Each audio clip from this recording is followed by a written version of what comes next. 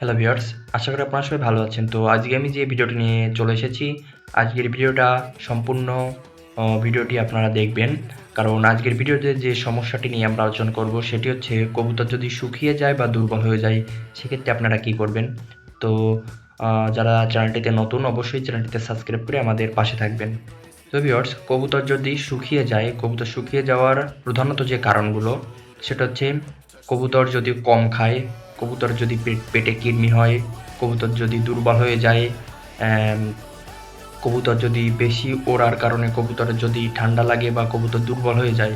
এক কথা, কবুতর দুর্বল হয়ে গেলে বা কবুতরের শরীরে কৃমি থাকলে কবুতর শুকিয়ে যায়, খাবার খায় না, কবুতর শুকিয়ে যায়।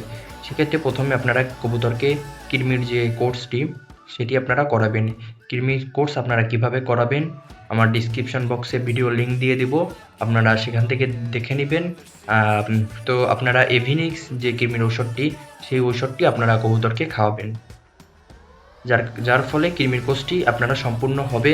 সম্পূর্ণ হওয়ার পরে যে ঔষধটি কবুতরকে দিবেন সেটা হচ্ছে B54। এই ঔষধটি আপনারা কবুতরকে দিবেন। স্ক্রিনের উপরে আপনারা এই যে দেখতে পাচ্ছেন এই যে ঔষধটি, এই ঔষধটি আপনারা কবুতরকে দিবেন। এই ঔষধটি আপনারা কবুতরকে দুভাগ করে আপনারা সকাল বিকাল দিবেন, সকাল বিকাল দিবেন। এভাবে আপনারা 2 দিন বা 3 দিন কবুতরকে যদি এই ঔষধটি খাওয়ান তো আপনার কবুতর আশা করি সুস্থ হয়ে যাবে।